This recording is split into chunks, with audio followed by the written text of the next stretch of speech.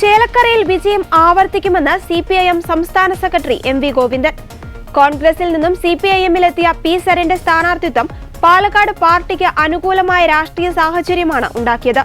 രൂപീകൃതമായതു മുതൽ കോൺഗ്രസിനൊപ്പം നിൽക്കുന്ന വയനാട്ടിലും ശക്തമായ പോരാട്ടം നടത്തുവാൻ ഇക്കുറി പാർട്ടിക്ക് സാധിക്കുമെന്നും എം.വി. ഗോവിന്ദൻ പറഞ്ഞു.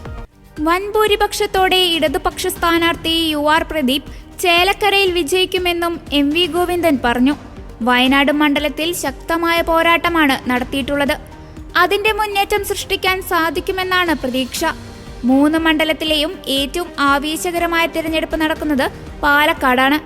പാലക്കാട് LDF കഴിഞ്ഞ തിരഞ്ഞെടുപ്പിന്റെ അനുഭവത്തിൽ 3ാം സ്ഥാനത്താണെങ്കിലും പി സരിൻ സ്ഥാനാർത്ഥിയായി വന്നതു മുതൽ പാലക്കാട് LDF അനുകൂല അന്തരീക്ഷമാണ് ഉണ്ടായത്. സ്വതന്ത്ര സ്ഥാനാർത്ഥിയായ പി സരിൻ മികച്ച ഭൂരിപക്ഷത്തിൽ വിജയിക്കുമെന്നാണ് പ്രതീക്ഷ. പാലക്കാട് കഴിഞ്ഞ തവണ കോൺഗ്രസിന് ലഭിച്ച വോട്ട് ഇത്തവണ കിട്ടില്ല. BJP കഴിഞ്ഞ വർഷം മെട്രോമാൻ E ശ്രീധരനെയാണ് മത്സരിപ്പിച്ചത്. അന്ന് കിട്ടിയ വോട്ടൊന്നും BJPക്ക് ഇത്തവണ കിട്ടാൻ പോകുന്നില്ല. മതനിരപേക്ഷ ഉള്ളടക്കത്തോടെയുള്ള ചില വോട്ടുകൾ ഷാഫിക്ക് ലഭിച്ചിരുന്നു. അത് ഇക്കുറി രാഹുലിന് ലഭിക്കില്ല. ഈ തെരഞ്ഞെടുപ്പ് കേരള രാഷ്ട്രീയത്തിന്റെ ഗതി മാറ്റുന്ന തെരഞ്ഞെടുപ്പാകും. ചേലക്കരയിൽ പതിറ്റാണ്ടുകളായി ഇടതുപക്ഷം വിജയിച്ചു വരുന്ന മണ്ഡലമാണ്. കോൺഗ്രസിന് രാഷ്ട്രീയമില്ല. 4 വോട്ട് കിട്ടാൻ വേണ്ടി സ്വത്ത് രാഷ്ട്രീയത്തെ കൂട്ടുപിടിക്കുകയാണ് കോൺഗ്രസ്. അതിശക്തമായ ജാതി വികാരം ഉണ്ടാക്കാൻ തനി ഫ്യൂഡൽ ജീർണതയുടെ പ്രതിനിധികളായാണ് അവർ പെരുമാറുന്നത്.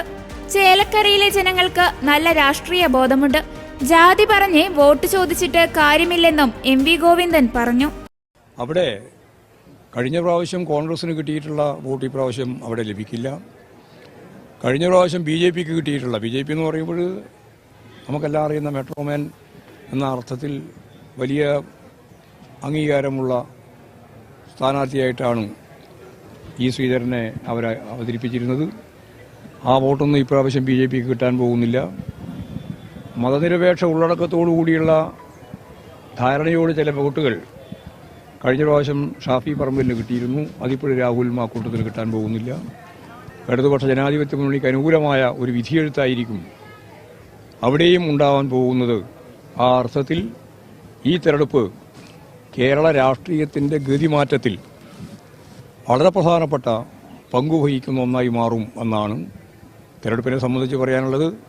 വലിയ ആവേശത്തിലാണ് ജനങ്ങളും വോട്ടർമാരും ചേലക്കരയും പാലക്കാടും അതുപോലെ വയനാടും ഒക്കെ ഉള്ളത്.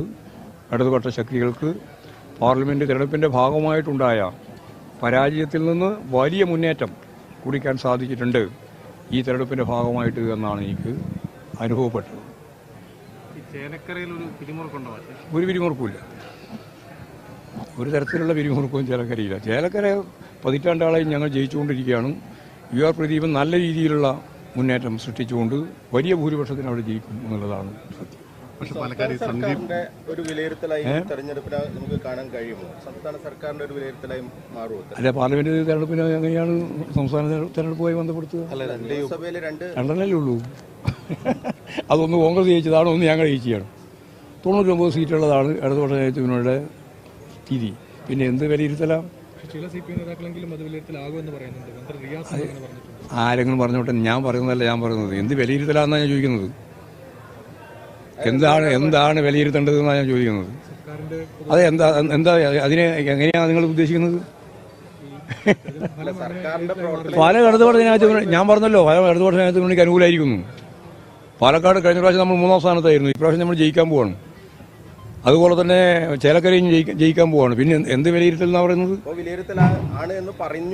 വിലയിരുത്തലാന്ന് പറയുന്ന അർത്ഥം എന്താ? ഈ ഗവൺമെന്റിന് അതിശക്തിയായ പിന്തുണയാണെന്നല്ലേ? അതാണ് വിലയിരുത്താൻ പോണ്ട. ഇപ്പോൾ തൽക്കാലം ഞാൻ പറഞ്ഞ ഇതാണ്, കേരളത്തിലെ ഇടതുപക്ഷ ജനാധിപത്യ മുന്നണിക്ക് വലിയ പിന്തുണയായി ഈ രാഷ്ട്രീയ പോരാട്ടത്തിലെ തെരഞ്ഞെടുപ്പ് മാറും എന്നാണ്. ഒരു ആവശ്യമില്ലാണ്ട് ഇങ്ങനെ ഈ ചോദിച്ചുകൊണ്ടിരിക്കുന്നത് സ്ഥിരമായൊരു ചോദ്യമായി. ഇത് വിലയിരുത്തലാവും, അത് വിലയിരുത്തലാവും, ഇത് കേന്ദ്ര ഗവൺമെന്റിന് വിലയിരുത്തലാവും, ഇത് സംസ്ഥാന ഗവൺമെന്റിന് വിലയിരുത്തലാവും. യഥാർത്ഥത്തിൽ ഇടതുപക്ഷ ജനാധിപത്യ മുന്നണിക്ക് അനുകൂലമാണ് കേരളം.